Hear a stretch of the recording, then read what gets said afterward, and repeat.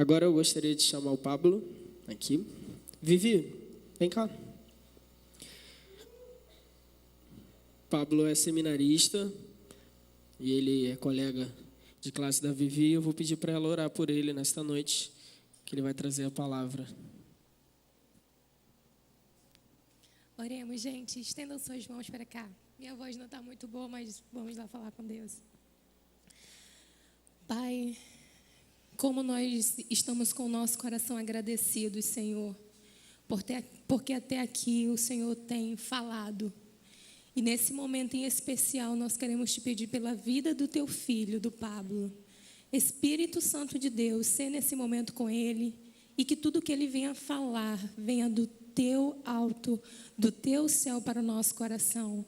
Que os nossos ouvidos nesse momento estejam atentos para ouvir a tua voz e que o nosso coração esteja disponível nessa noite para ser ensinado. É o que te pedimos e que oramos no nome do teu Filho amado Jesus Cristo. Amém.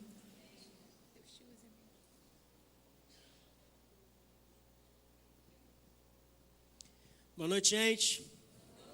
Vocês estão cansados? Boa noite, gente. Que bom, que alegria estar aqui com vocês. Eu vou tentar não andar muito. A minha esposa fala que eu ando muito quando eu estou falando. E eu acho que eu sou realmente bem imperativo. Eu acho que eu tinha que estar fazendo a peça aqui com vocês, que eu ia ficar andando e ia ser tranquilo. Que alegria. Vou apresentar todo mundo. Meu nome é Pablo, como o Lucas já falou, a Vivi falou. Eu sempre brinco que eu não sou o Pablo do Arrocha e não sou o Pablo Vittar, gente. Poxa, agora meu nome era tão incomum, né? E aí agora criou uma dimensão incrível que todo mundo agora chama Pablo e você fala, meu nome é Pablo, o pessoal já quer te brincar contigo e você, não brinca assim comigo. Mas é uma alegria estar com vocês aqui hoje. Eu estou com a minha linda esposa. Eu orei muito, gente. Orei de verdade e Deus me deu a Daniela, que é essa morena linda que está aqui. Ela não gosta de ficar em pé, ela tem vergonha, então ela vai me bater depois. Mas, brincando, ela não me bate não, tá, gente? Mas a Daniela, minha linda esposa, e tô com os meus meninos. Eu brinco que agora eles querem ficar me seguindo aí. Aí, você vai estar onde? Eu vou estar em tal lugar. Não, a gente vai também. Eles estão me seguindo. E aí tem os 3 pentecas ali, que estão tudo social, tudo assembleiano. O Dudu, o Yuri e o Caio. Estão tudo penteca hoje, que eles vão para uma festa hoje. E eles estão tudo solteiros, né? Aí só Jesus, né? Só orando muito mesmo. E o Claudinho, que não está solteiro não, gente. A noiva dele está lá em São Paulo e está tudo certo. Aí por isso que ele não está tão penteca, você vê que ele está mais tranquilo, né? Pessoal, interessante, muito legal a peça, né? Realmente retrata bem o que a gente está vivendo hoje em dia. Eu acho que a Vivi me chamou por um simples fato. Eu tenho 26 anos. Eu comecei a trabalhar bem novinho, né? Trabalhei em um monte de coisa. Só que há 2 anos atrás, os meus últimos 6 anos foram trabalhando na área de tecnologia. Eu estudava na UF, Tecnologia em Sistemas da Computação, e trabalhava nessa área. Trabalhei com infraestrutura, com suporte técnico, aquele carinha que você liga lá, poxa, meu computador está com problema, me ajuda aqui a resolver. Eu era esse cara, e aí fui crescendo, fui recebendo algumas promoções, saí trabalhando na área de processos.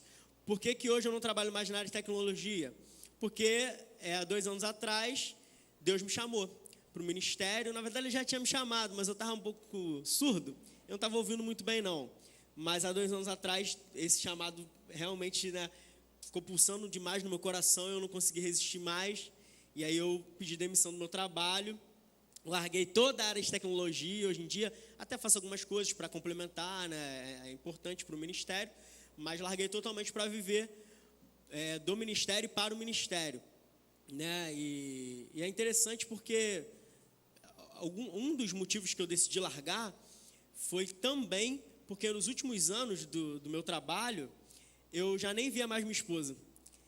Eu saía para trabalhar, eu pegava 8 horas, então eu saía 7 horas da manhã de casa, às vezes ela estava dormindo ainda, eu saía, e aí eu estava chegando em casa meia-noite, 1h da manhã, porque a gente realmente está totalmente envolvido no mundo de tecnologia.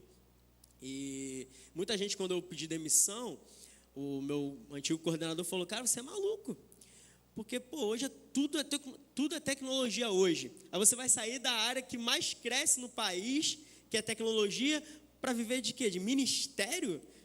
Aí ele virou para mim e falou assim, essa tua filosofia de vida é muito legal, né? Entendeu? Como uma filosofia de vida, como uma parada meio doida, assim, né? E aí, realmente eu decidi sair. Vou falar, gente, hoje eu estava falando com a minha esposa de dia, né? A gente estava suspirando lá do cuidado de Deus.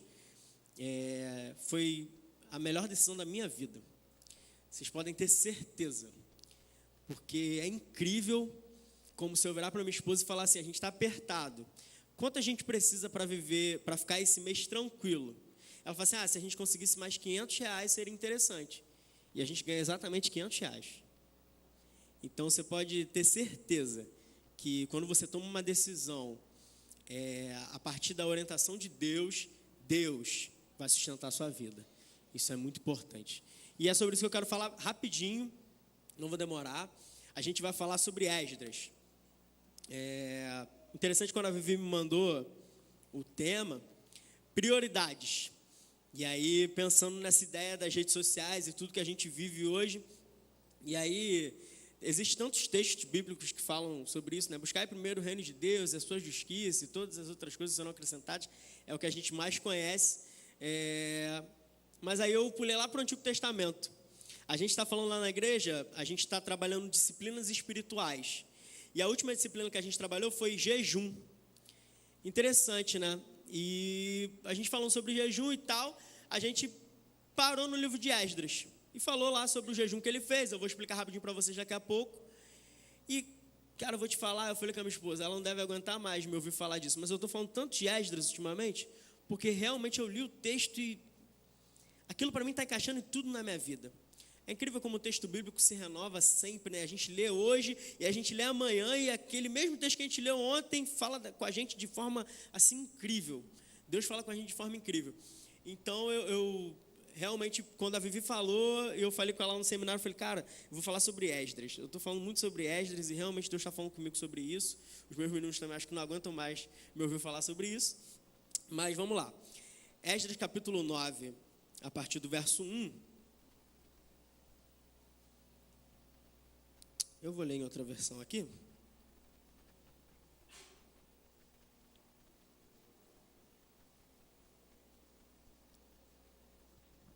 Vamos lá.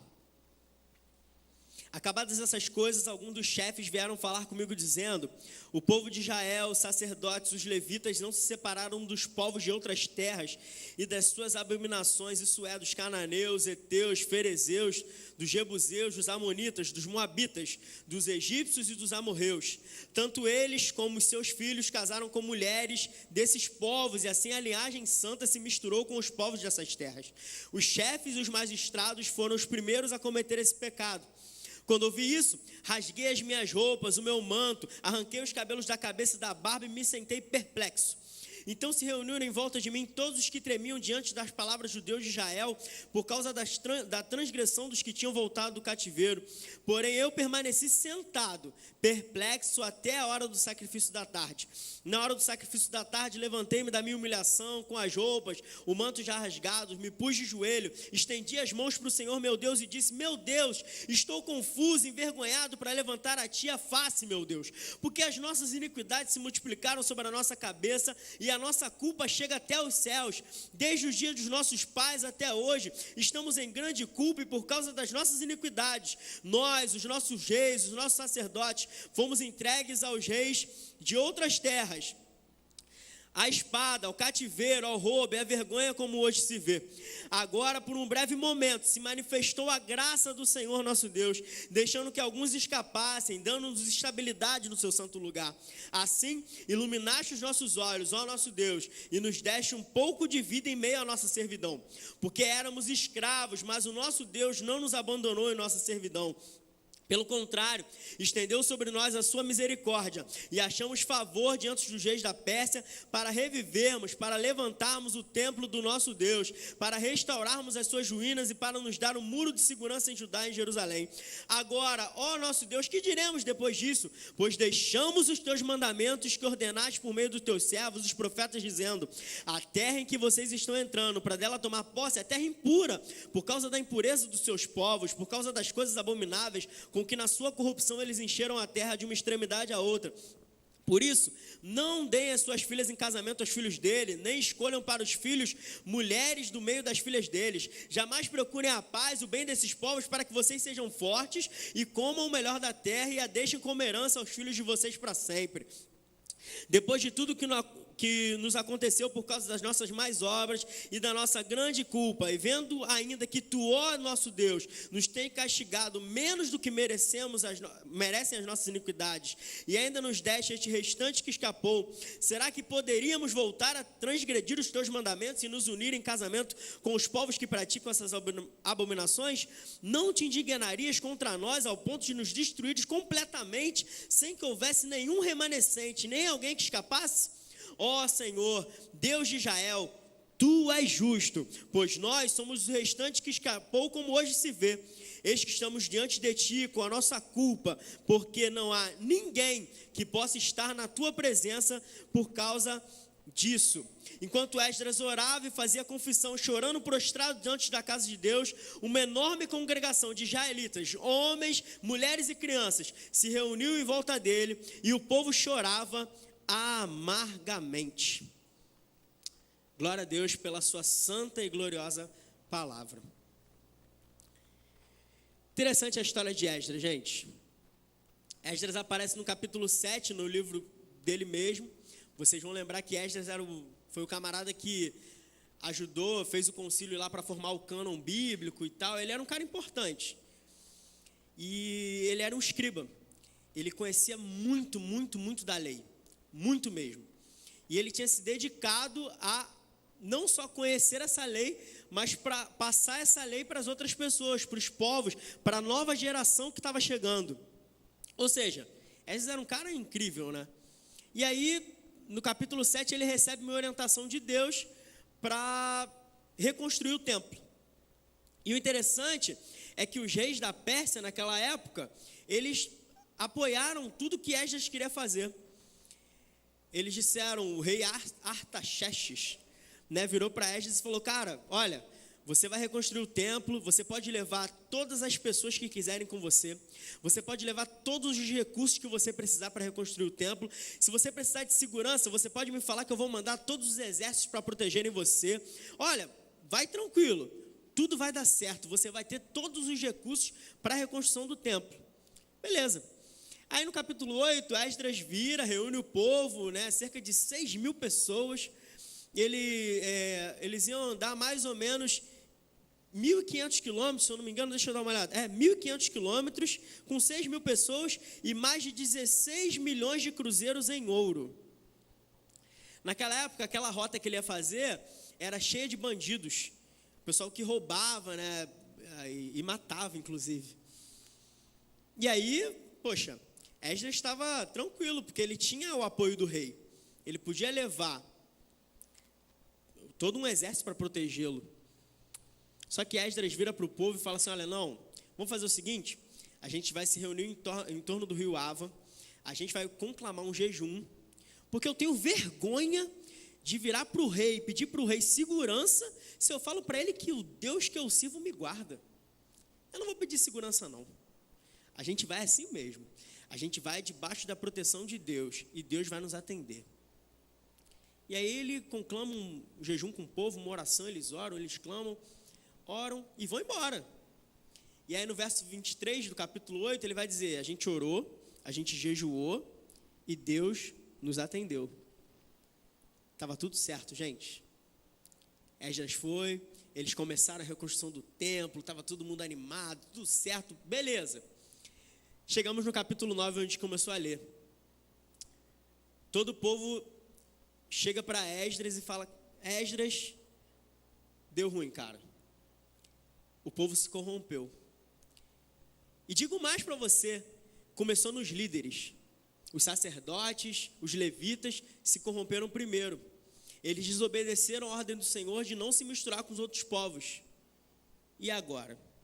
O que eu faço? E é que eu quero te dizer, e a gente vai entrar no tema que eu escolhi para essa mensagem, rapidinho a gente vai pensar sobre isso. Esdras, um homem que utilizava as armas certas. Um homem que usava as armas certas. Assim, você vai pensar junto comigo. Pensa bem. O cara é o líder do povo. Ele está vendo que está dando tudo certo. Ele nem pede segurança do rei, porque ele sabe que Deus está protegendo ele naquele momento de transição daquele recurso e da construção do templo. Poxa, o mínimo que eu tenho que ser é submisso a esse Deus que me protegeu dessa forma. E aí o povo chega para ele e fala, olha, não, mas o povo pecou. Todo mundo se desviou de tudo aquilo que Deus tinha falado para fazer. Cara, eu acho que a grande atitude de Esdras, como um líder espiritual do povo, poderia ser: vocês estão ficando malucos? Como é que é? Deus protege a gente, Deus guarda a gente, Deus faz tudo para proteger a gente, Ele nos direciona para a reconstrução do templo e vocês pecam diante de Deus? Só que vocês lembram, e a gente acabou de ler o texto, o que Esdras fez?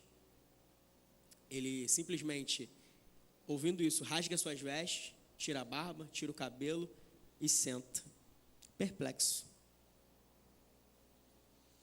Sabe qual é o nosso grande problema, gente? É que a gente hoje acha que a gente tem o poder na mão. Então eu quero dar opinião em tudo. Eu tenho poder. Eu sou um líder em potencial. Eu sou um líder dentro das redes sociais. Porque ali todo mundo está vendo exatamente o que eu estou dizendo. É a minha opinião. Então eu tenho poder sobre a minha opinião. Então eu vejo uma situação, a primeira coisa que eu quero fazer é opinar. Eu vejo uma coisa que eu não concordo tanto, a primeira coisa que eu quero fazer é discordar. Eu vejo algo que eu concordo, a primeira coisa que eu quero fazer é compartilhar aquela opinião que eu concordo. Eu tenho o poder na mão. Esdras era um líder do povo. De alguma forma, ele tinha o poder na mão. De alguma forma, ele podia, sim, exortar o povo pelo erro que o povo tinha cometido naquele momento. Mas Esdras, ouvindo aquele pecado do povo, tudo aquilo que aquele povo tinha feito contra Deus, ele senta, perplexo. E ele fica sentado. E aí, interessante alguns pontos que eu separei, que são o seguinte. Esdras, ele vai fazendo algumas coisas, alguns passos, que a gente precisa aprender a tomar, antes de dizer a nossa opinião. Porque, na verdade, o que vai impactar essa geração não é a sua opinião, não, mas é o seu relacionamento com Deus. É isso que vai impactar a sua geração. A sua opinião não vale de nada, gente. A minha opinião também não vale de nada. E vou te falar, foi difícil pra caramba pra mim vir falar isso aqui. Eu falei com a minha esposa, a gente estava conversando. Eu falei, cara, como é que eu vou... E eu preciso... E aí, vai entrar no tema, nos pontos que eu quero dizer para você, é o seguinte. Eu falei, cara, como é que eu vou falar de prioridade, de negócio de não pegar a rede social, se eu muitas vezes me pego na rede social? Pra caramba mesmo. É muito mesmo. Às vezes eu estou ali envolto num assunto, e vou te falar, muitas vezes assuntos teológicos também. A gente está debatendo ali, né? O pessoal bota ali uma opinião, e aí é engraçado, eu sou batista, mas eu fui criado na Assembleia de Deus, e aí, poxa, eu fui arminiano minha vida toda, né? Cria no livre-arbítrio, essas coisas todas, e agora eu sou batista, aí eu aprendi também sobre o calvinismo, e aí eu olho lá no Facebook e tem um pessoal falando sobre o arminianismo, sobre o calvinismo. É um assunto teológico. O que eu quero fazer? Eu sou seminarista, cara, eu estudo teologia. Pô, a primeira coisa que eu quero fazer, aí eu viro para Dani e falo assim, caraca, olha aqui, cara, que legal, o pessoal falando aqui do calvinismo, vamos ler isso aqui. E eu perco, muito tempo naquilo, gente. Mas a primeira coisa que eu precisava aprender para vir falar isso para você era que eu precisava me humilhar diante de Deus e reconhecer o meu próprio erro. Esdras faz isso. E a gente vai perceber isso no verso 3, quando ele diz: ouvindo eu tal coisa, rasguei as minhas vestes, o meu manto, arranquei os cabelos da cabeça e da barba e me assentei atônito. Vou te falar, desde o dia que a Vivi falou para mim sobre esse tema, eu fiquei falando com a Dani, várias vezes eu sentava assim no sofá e ficava perplexo comigo mesmo. Caramba, cara. Deus, me perdoa mesmo, porque eu estou errado. Eu sou um vacilão. E eu ficava pedindo perdão o tempo todo para Deus. Eu estava tentando me humilhar cada vez mais diante de Deus e dizer assim, poxa, mas eu estou errado também. Eu estou errado. Eu não rasguei as minhas vestes e nem tirei, na verdade eu tirei a barba porque eu estava de barba mesmo. Mas não tirei a barba, não tirei o cabelo por causa disso, mas assim, eu tentei várias vezes sentar no sofá da minha sala, lá com a minha esposa, a gente conversando, e eu tentando me humilhar diante de Deus e dizer, Senhor, eu estou errado. Antes mesmo de eu vir falar qualquer coisa com você hoje, eu acho que esse é um primeiro ponto que a gente precisa pensar. As armas certas começam com humilhação. Eu preciso me humilhar. Isso não é um exemplo distante não, gente. Sabe um texto muito conhecido que você vai lembrar com certeza? Filipenses 2, 8 e 9. Você vai lembrar desse texto? Deixa eu abrir aqui para a gente ler junto.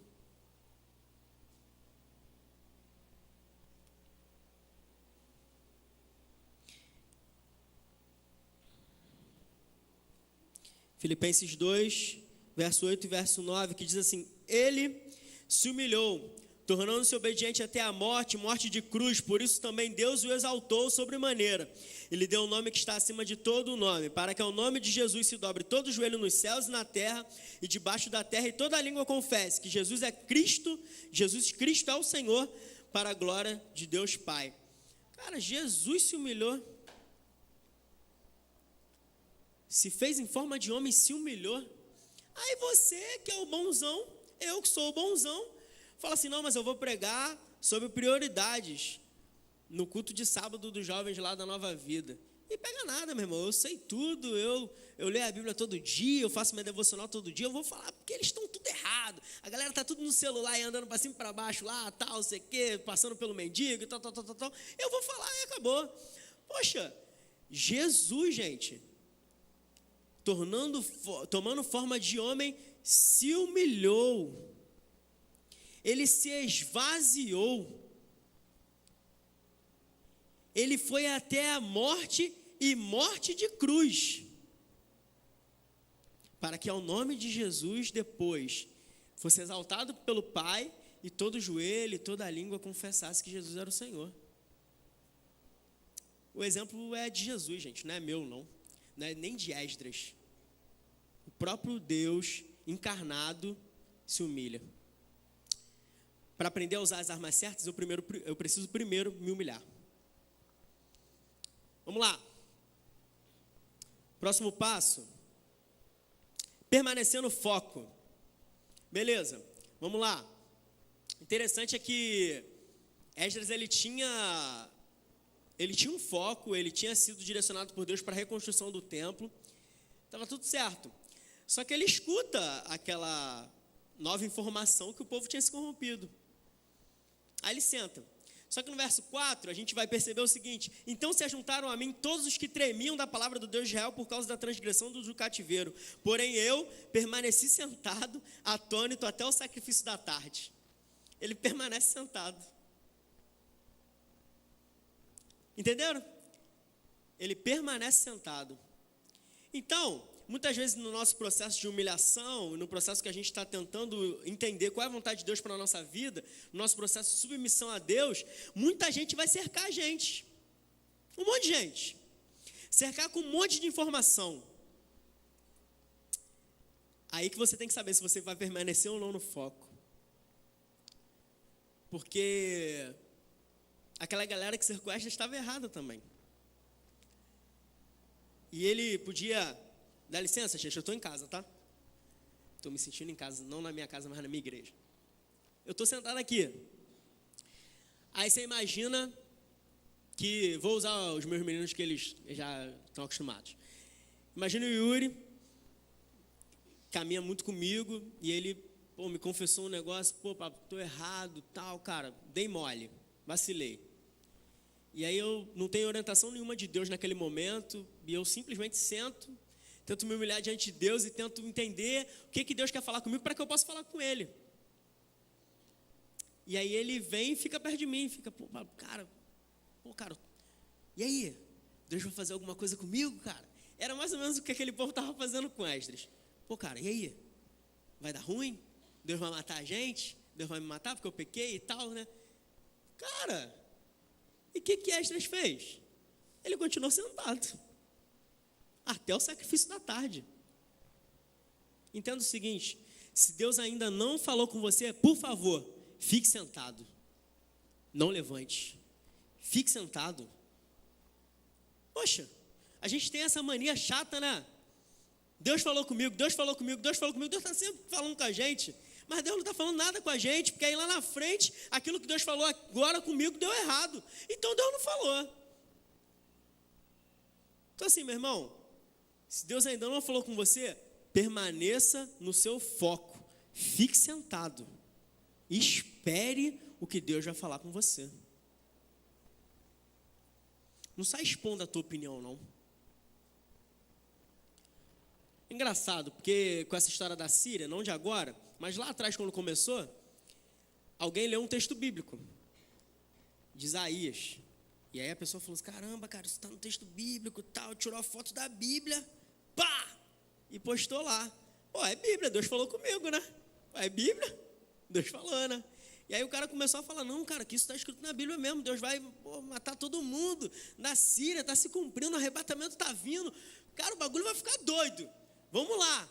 E aí todo mundo começou a compartilhar, aí minha sogra me ligou, Pablito, minha sogra, tudo que envolve Bíblia, assim, essas coisas, minha sogra e meu sogro, eles acham que eu sou doutor em teologia.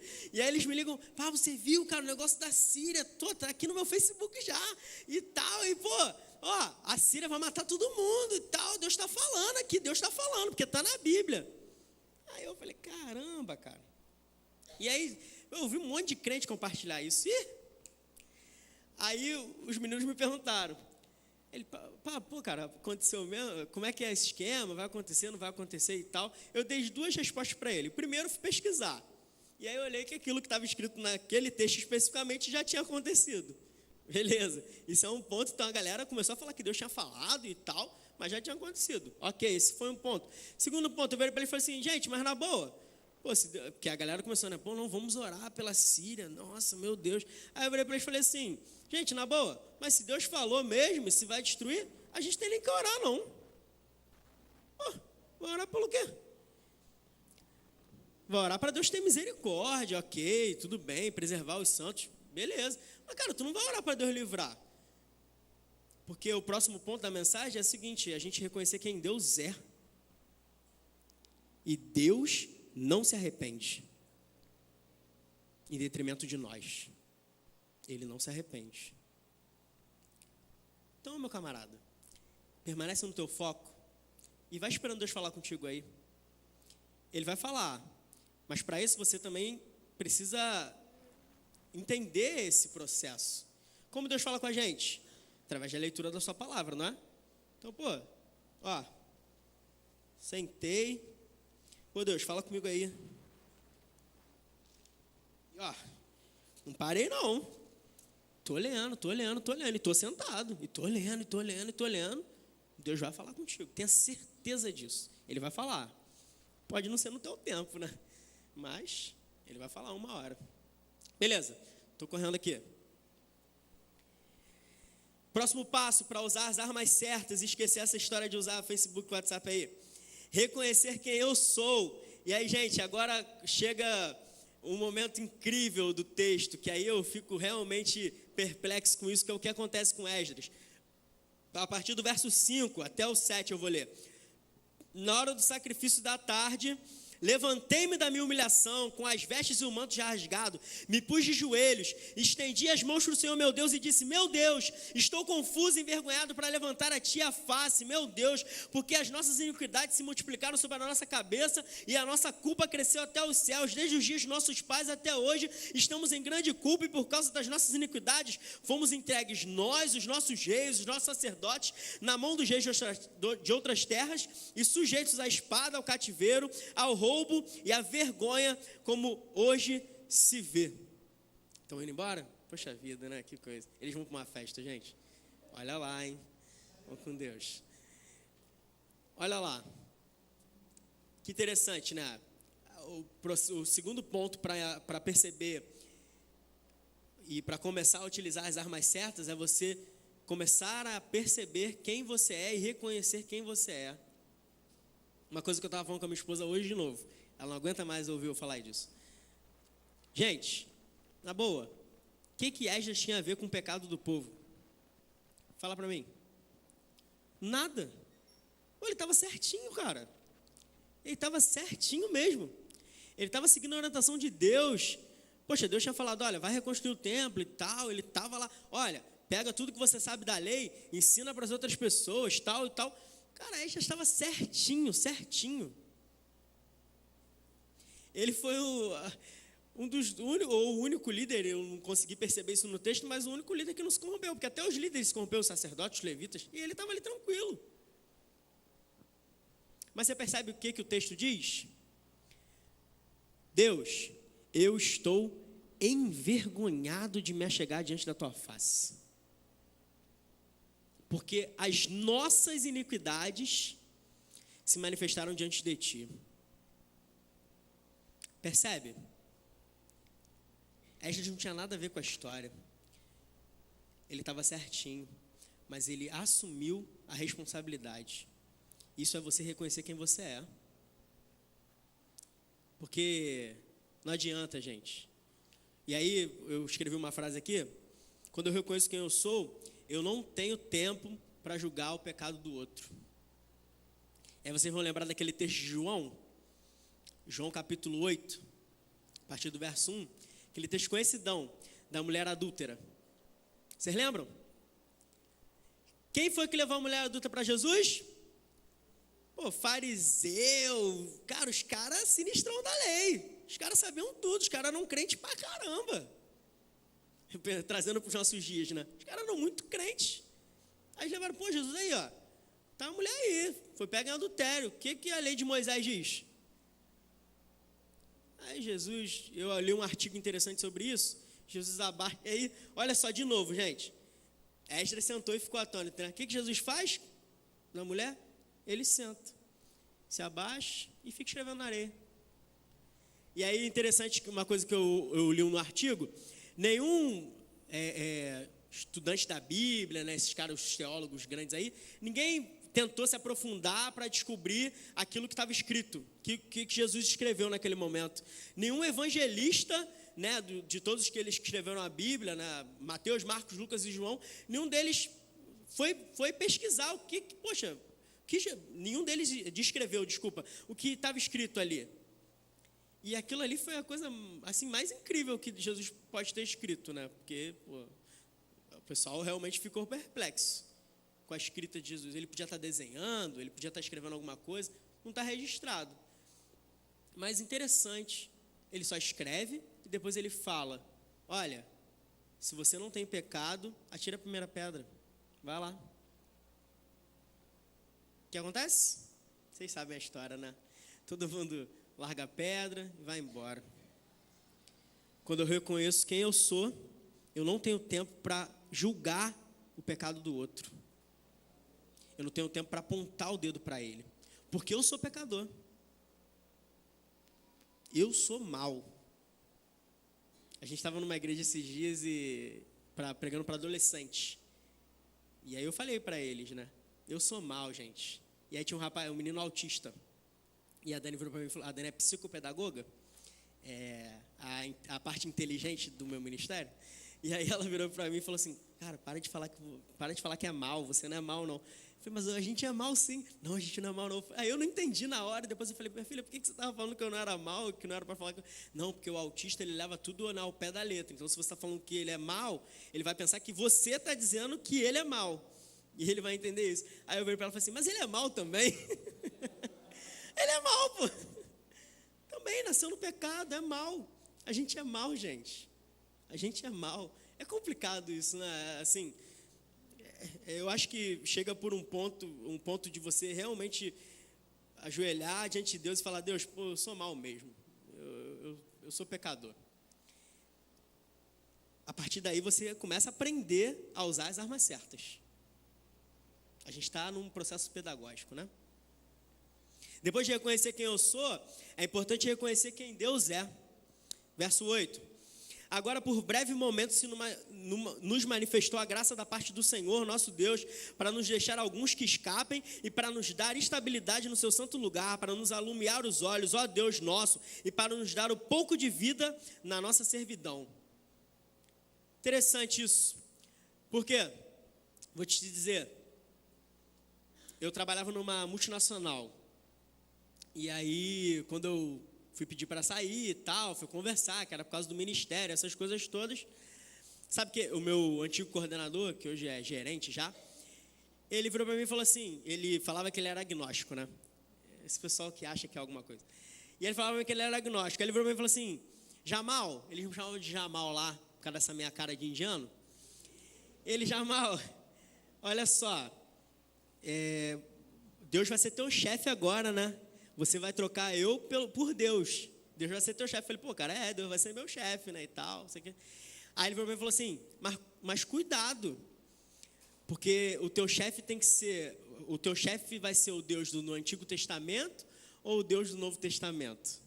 Porque o Deus do Antigo Testamento era mal pra caramba, o Deus do Novo Testamento é mais legal. Então, cuidado para tu não fazer besteira e quem te julgar seja o Deus do Antigo Testamento. Eu olhei pra cara dele assim, engraçado porque... Beleza, o cara não confessa a fé em Jesus. Mas você já percebeu quantas vezes a gente que é crente fala isso? Parou para pensar isso? Alguém chama você para pregar sobre graça, Lucas. Você que é um cara que fala bem, cara, eu gostei de você. Chamaram o Lucas para pregar sobre graça. Cara, a primeira coisa, eu vou falar isso, é um erro meu também. Sabe qual é a primeira coisa que a gente faz quando a gente vai falar sobre graça? Corre para o Novo Testamento. Jesus, graça, não. Pô, a graça é a partir de Jesus e tal. Porque a gente pensa no Antigo Testamento, Deus que, cara, matava todo mundo e tal. Não, era isso aí.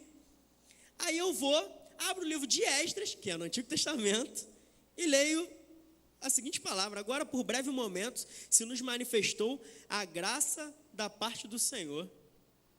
Caramba, tem graça no Antigo Testamento? Pô, o que é isso? Tem graça, né? Que parada. E aí eu percebo e começo a usar as armas certas quando, depois de reconhecer quem eu sou, eu reconheço quem Deus é. Deus é um Deus de graça.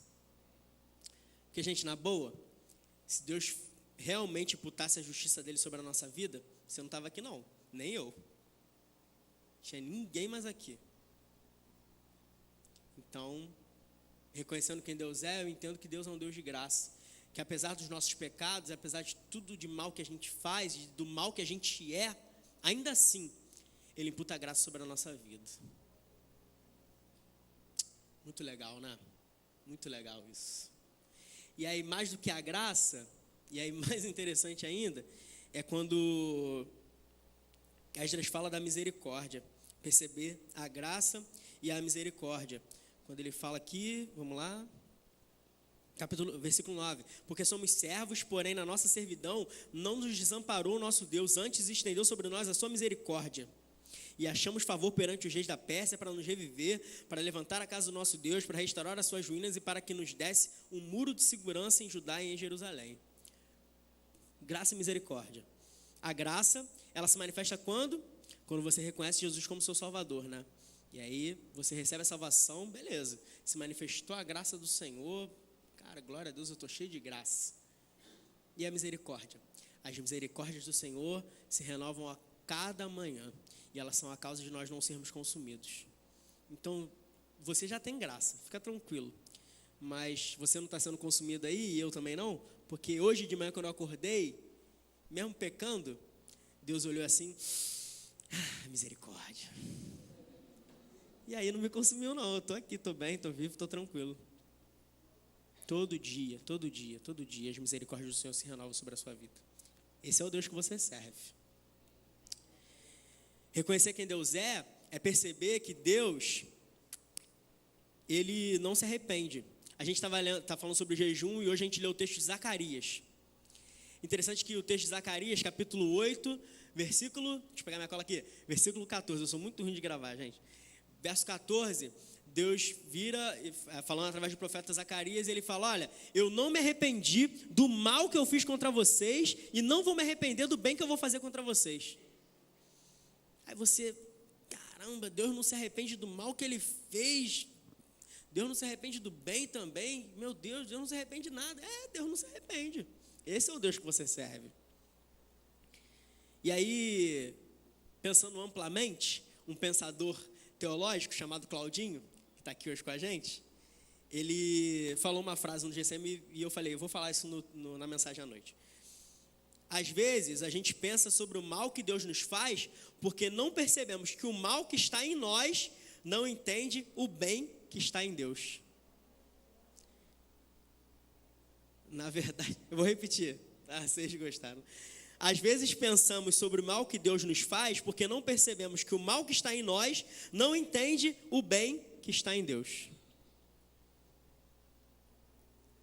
Obrigado, Claudinho, você fez parte disso hoje. É sério, gente. A gente pensa assim, caramba, pô, Deus, cara, fez um mal danado comigo e tal. Porque a gente é mal e a gente não entende que Deus, na verdade, não fez um mal. Ele fez algo para te ensinar.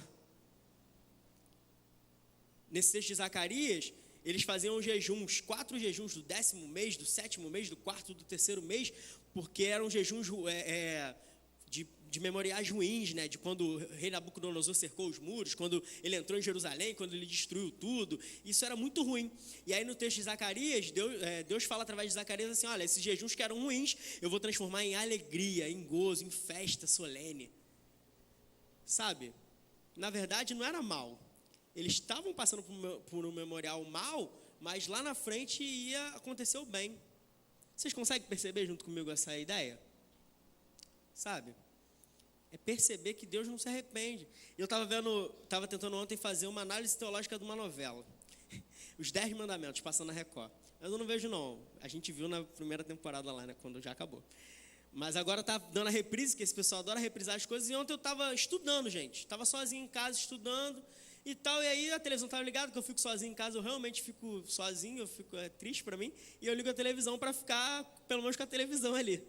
Para você ver como a tecnologia realmente está em volta, envolvendo a gente. E aí estava passando a novela, mas aí Deus, cara, me despertou para parar. Eu falei, cara, eu vou falar isso amanhã. Naquele momento que o povo está no deserto e eles viram para Moisés, é legal você ver a cena acontecendo ali, que parece que você está lendo a Bíblia. E aí o povo está no deserto e eles viram para Moisés, cara, a gente saiu do Egito e tal, mas agora a gente não tem comida aqui e bababá. Antes fosse a gente estar no Egito, porque no Egito a gente tinha comida, a gente tinha um monte de coisa, e eles falam, cadê você, Moisés? E Moisés está dentro da tenda, gente. Aí daqui a pouco aparece o atorzão lá, Moisés. Aí Moisés chega na frente do pessoal e eles estão falando e Moisés está caladão. Eles estão falando. Aí Moisés vira as costas, vai embora. A cena foi muito legal. Aí eles começam a falar, pô, Moisés deu as costas e tal. Vocês vão lembrar e vocês vão entender que naquela época, como Deus se comunicava com o povo? Através de Moisés. Então se Moisés se cala, Deus se cala. Beleza? Então ok. Para eles, Moisés virou as costas. Cara, Deus está virando as costas para mim. Pô, eu estou aqui morrendo de fome e tal, tá ruim, Deus vira as costas para mim, porque Deus falava através de Moisés, mas é a história de Esdras, né? Deus não tinha falado nada com Moisés ainda, então como é que Moisés ia falar alguma coisa para o povo? Ia vir dele, não ia vir de Deus. Gente, na boa, para você perceber como Deus não se arrepende, como o povo se arrepende, essa foi a minha conexão. O povo estava se arrependendo porque estava no deserto, só que se você ler Êxodo 3:7, Deus vira para Moisés e fala assim, olha, eu vou te mandar para você libertar o povo, porque eu ouvi a oração do meu povo, eu conheço o sofrimento. Na verdade, lá em Êxodo 3, o povo estava orando para ser liberto. Aí lá na frente, o povo está orando porque foi liberto e quer voltar, porque tinha comida lá no Egito. Caramba, cara, a gente é muito doido, né? O ser humano é um bicho doido mesmo. Cara, só que aí Deus não tinha se arrependido de libertar o povo, porque Deus não se arrepende. E aí, aí Deus fala com Moisés chega lá, né? Não, ó, vai ter pão, vai ter codorna o suficiente para vocês viverem. E aí, né, aí aparece a cena da novela, eles lá, tudo catando as codorninhas. Caramba, Deus mandou as codornas mesmo e tal. É isso aí.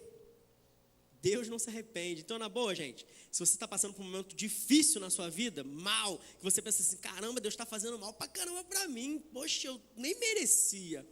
Porque eu tô tão bonzinho. Eu fui no culto jovem sábado aí, maneiro, fiz até a peça lá do celular, tal, andei para um lado e para o outro, foi legal. Então, gente, na boa, a peça foi legal pra caramba, gostei de verdade. Não, sério, fiz a peça, foi legal pra caramba, pô, tô certinho diante de Deus. Pô, Deus está fazendo malzão para mim. Pô, Deus, o que está acontecendo? Gente, na boa, Deus não está fazendo mal para você não, e Ele não vai se arrepender do que está acontecendo com você não. Porque lá na frente, tem certeza disso, você vai aprender alguma coisa com isso. Você vai aprender. E Deus é um Deus pedagógico, né? Ele sempre quer ensinar alguma coisa pra gente. Estou terminando. Reconhecer quem é Deus, Deus não se arrepende, perceber a graça e a misericórdia, mas perceber a justiça de Deus. Qual foi a última coisa que Esdras falou lá? E aí foi muito interessante. Último versículo do capítulo 9. Esdras vira e fala, Deus de Israel, Tu és justo. Deus de Israel, Tu és justo. E nós somos os restantes que escaparam, como hoje se vê. Estamos diante de Ti na nossa culpa, porque ninguém há que possa estar na Tua presença por causa disso.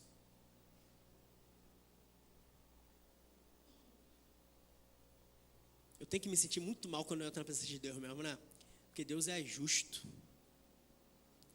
E eu acho que a última oração que eu faço na minha vida é falar, Deus, aplica a Tua justiça sobre a minha vida.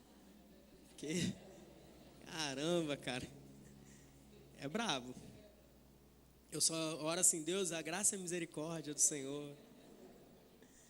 Mas eu preciso reconhecer, gente, que Deus é justo.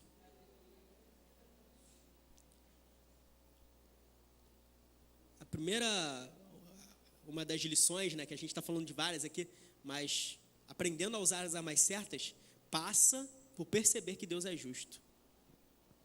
Passa por entender que, cara, se você olhou no Facebook, caramba, está acontecendo um negócio com a Siri e tal, tá brabo lá, babá, Deus é justo. Poxa, Pablo, caramba, teve um acidente, o cara pegou uma arma, tá, um assaltante, parou um carro de família, matou todo mundo, cara. Pô, caramba, o que aconteceu? E você começa a se questionar e querer discutir, tal. Deus é justo. Aí você vai discutir a justiça de Deus com Deus, cara? Pô, mas era uma criança, era uma família, o cara era trabalhador e tal. Ok, mas Deus é justo. Usar as armas certas passa por perceber que Deus é justo. É reconhecer a integridade de Deus, é reconhecer os atributos dele.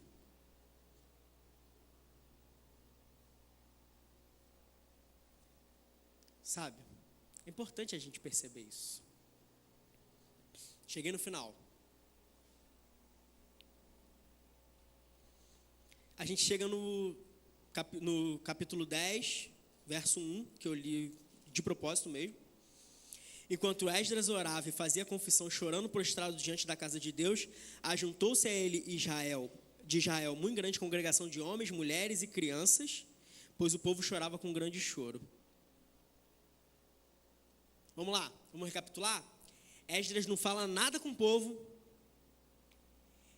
ele não toma atitude nenhuma, ele não briga com ninguém, ele não faz nada.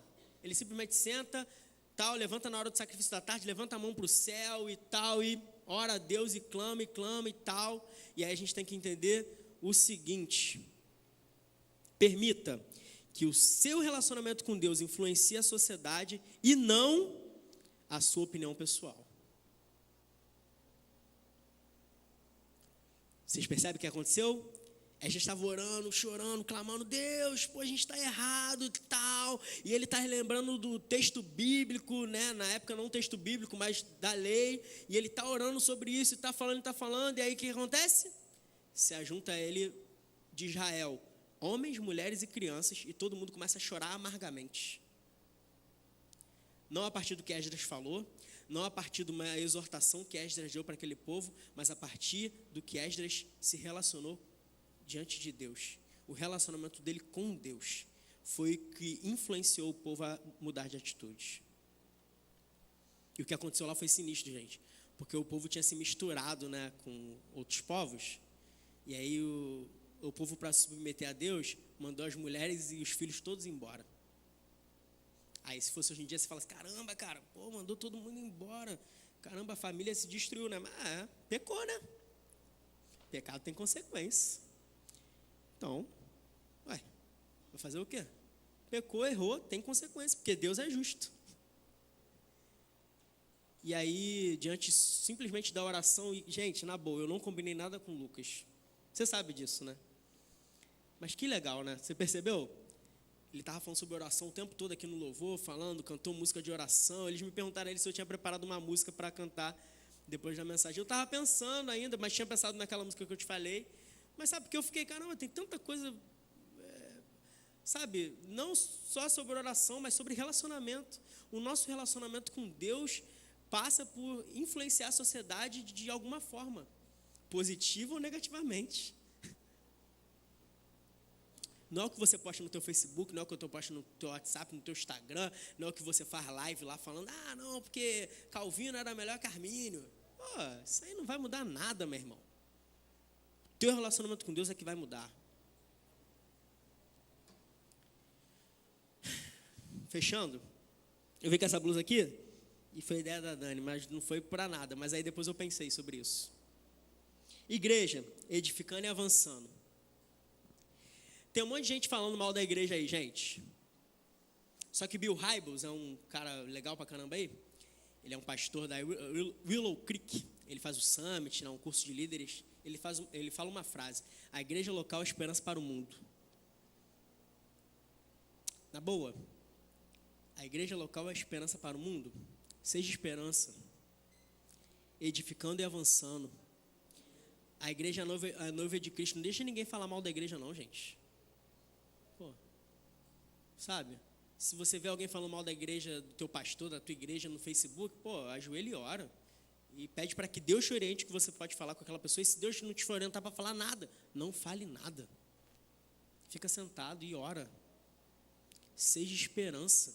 Edifique. Avance. 1 João 1,14 vai dizer: jovens, eu vos escolhi porque sois fortes. A palavra de Deus está em vós e já venceste o maligno. Vamos lá? Pode ficar de pé, por favor? Pode ser aquela música mesmo. Vou cantar uma música antigona, mas eu preciso perceber o seguinte, gente. Eu preciso aprender a usar as armas certas e usá-las nessa geração.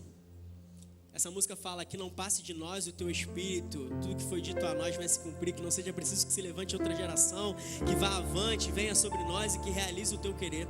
Nós queremos ser geração de adoradores, sacerdócio santo, para te oferecer um perfeito louvor e em nossas vidas cumprir o teu querer, não o meu querer, não a minha opinião, não o que eu penso, não o que eu acho, não o que nada, meu irmão, mas é você cumprir exatamente o querer de Deus sobre a sua vida. É você cumprir exatamente o que Deus te orientou. É você cumprir exatamente o que Ele te falou. E se Ele não te falou nada, senta e fica quieto. Não fala nada. Não parte da sua opinião, não. Seja esperança para o mundo. Não arruine o mundo. Não faça as pessoas que desacreditarem cada vez mais da igreja. Não faça as pessoas desacreditarem cada vez mais do evangelho. Seja esperança e mude a realidade dessa sociedade. Em nome de Jesus. E se você pode levantar suas mãos, fechar os seus olhos e a gente cantar essa música e pedir: Senhor, por favor, não deixa passar de nós. Não deixa passar de nós.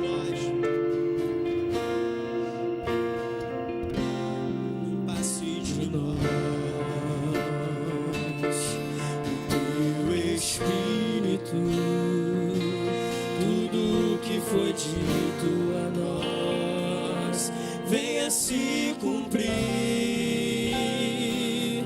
que não seja preciso que se levante outra geração, que vá avante, venha sobre nós e realize o teu querer, que não passe de nós o teu Espírito, tudo que foi dito a nós, venha se cumprir, que não seja preciso que se levante outra geração, que vá avante, venha sobre nós e realize o teu. Você pode levantar as duas mãos para os céus e cantar bem forte. Geração de adoradores, queremos ser sacerdócio santo pra te oferecer um perfeito louvor em nossas vidas, fluir o teu querer. Geração de adoradores, queremos ser sacerdócio santo pra te oferecer um perfeito louvor em nossas vidas, fluir o teu querer. Você pode glorificar ao Senhor por isso, querido? Oh, Senhor, muito obrigado, Pai, porque o Senhor nos escolheu para mudar essa geração. O Senhor nos escolheu. Que não passe de nós, que não passe de nós o teu Espírito, Senhor, que não passe de nós tudo que o Senhor tem falado com a gente, que a gente tenha um descontentamento santo com tudo que a gente está vendo nessa sociedade, e que a gente realmente tome uma atitude, Senhor, não uma atitude de postar nada, de falar nada, mas uma atitude de saber o que o Senhor quer falar com a gente, Pai. Por favor, Senhor, faz isso com a gente, glorifica o teu nome na nossa vida, porque a gente quer te exaltar, a gente quer te glorificar, a gente quer ser uma geração de adoradores, Senhor, para cumprir o teu querer, cumprir a tua vontade, Senhor, na nossa vida, na nossa família, no nosso trabalho, em tudo que a gente está envolvido. A gente quer simplesmente cumprir a tua vontade, o teu querer, Pai. Oh, Deus, em nome de Jesus. Geração de adoradores, cante! Geração de adoradores, queremos ser sacerdócio santo pra te oferecer um perfeito louvor em nossas vidas, fluir o teu querer. Só igreja! Geração de adoradores, queremos ser sacerdócio santo pra te oferecer um perfeito louvor em nossas vidas, fluir do teu querer. Deus te abençoe, meu irmão. Você vá na paz, na graça do Senhor. Amém?